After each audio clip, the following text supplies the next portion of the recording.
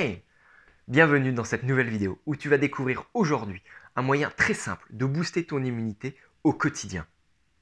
Mais avant ça, clique sur le lien dans la description pour faire partie de mes contacts privés et recevoir avant tout le monde mon contenu exclusif que je suis en train de te préparer avec amour et bienveillance.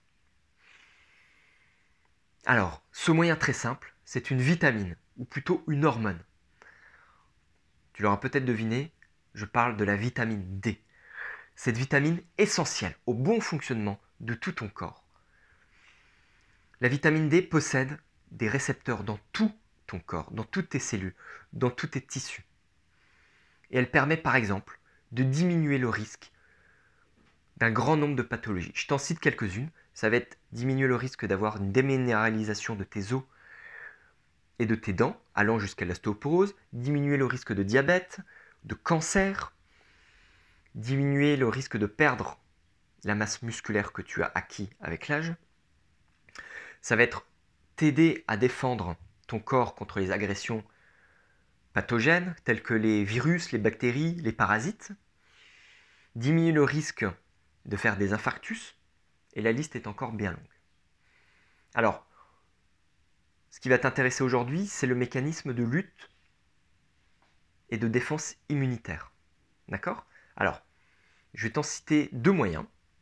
Par exemple, la vitamine D est un moyen d'activation de ton immunité, en particulier les lymphocytes T, qui est une catégorie très particulière de défense. Cette vitamine D vient se fixer sur des récepteurs de tes cellules lymphocytaires, comme la clé dans une serrure, clac, elle se fixe, la cellule reconnaît et ça l'active, d'accord? Mais pour ça, il faut avoir un taux de vitamine D assez élevé dans ton corps. Malheureusement, ce taux est limité et il a tendance à se réduire avec le temps. Ton stock est constitué pendant les mois de printemps et d'été, et en plein hiver et au début du printemps, il est au plus bas. Et donc, c'est à ces moments-là justement qu'on a les plus grosses épidémies virales, comme la grippe. Voilà. Deuxième moyen de défense de ton corps avec la vitamine D, contre l'extérieur, ça va être de capter, ça va être que tes cellules captent la vitamine D qui circule dans le sang, le fixe sur ses récepteurs également, le fait pénétrer dans les cellules, et peuvent créer un antibiotique naturel qui va lutter contre les agressions virales. Voilà les deux moyens principaux qu'utilise ton corps et ton immunité pour lutter et défendre ton corps pour que tu sois en bonne santé. Ok? Alors, comme je t'ai dit, ton corps a un stock limité et le meilleur moyen de connaître ce stock, c'est qu'il y a heureusement un dosage biologique que tu peux aller faire en laboratoire de ville pour doser. Alors, il suffit de demander à doser la 25-OH vitamine D3. Voilà, rien d'autre.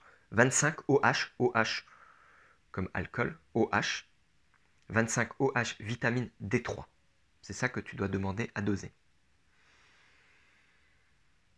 Il n'est pas remboursé, sauf dans certains cas particuliers, d'accord, mais qui ne concernent pas la majorité de la population. Une fois que tu as ce dosage, tu dois avoir un taux aux environs de 75 nanogrammes par millilitre.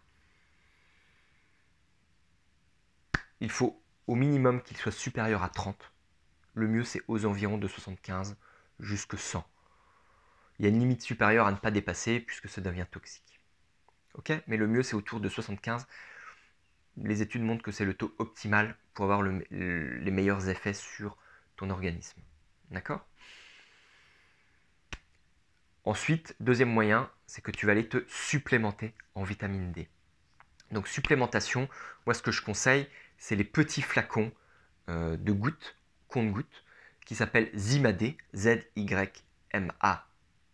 le D majuscule de D. C'est 10 000 unités par millilitre. Et tu peux prendre entre 1500 et 4000 gouttes par jour, en fonction de ton poids. Ce qu'on conseille, c'est même 1000 unités par 15 kg de poids. Donc tu calcules. À savoir que plus tu vas avoir la peau foncée, mate, noire, plus tu auras besoin de vitamine D parce que moins ta peau va avoir tendance à la fabriquer. D'accord? Et moins ton stock sera élevé, bien évidemment, en hiver et au printemps. Donc la dose, la posologie de vitamine D est à adapter bien évidemment en fonction de toi, de tes pathologies, à demander avec ton médecin généraliste, à voir au cas par cas. Et bien évidemment en fonction de la couleur de ta peau, enfin en fonction de si tu es très pâle, si tu vis dans le nord ou si tu as la peau plutôt foncée, que tu vis plutôt dans un pays du sud. Ok? Pour moi c'est la clé essentielle. Tu peux en prendre entre le mois de septembre et avril, à condition de s'exposer au soleil entre avril et septembre. Dans certains cas, tu peux aussi en prendre toute l'année si tu es une personne âgée ou si tu ne t'exposes pas du tout au soleil au printemps et en été. Ok? Donc, action.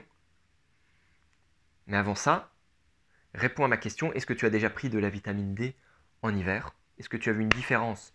Est-ce que tu as vu si tu tombais moins malade, si tu attrapais moins de grippe, de rhume, de rhinopharyngite, d'angine, etc. Ok? Action, demande à ton médecin généraliste un dosage en vitamine D, en 25 OH vitamine D3. Contrôle. Une dernière chose, une fois que tu as fait ton premier dosage, que tu prends ta vitamine D, tu dois contrôler une à plusieurs fois dans l'année pour voir si ça remonte bien, si la dose est assez et si ça ne monte pas trop. Ok? Voilà pour mon conseil du jour. J'espère que tu en feras bon usage. Un petit pouce bleu, abonne-toi et on partage cette vidéo avec 3 autres personnes. À bientôt, ciao!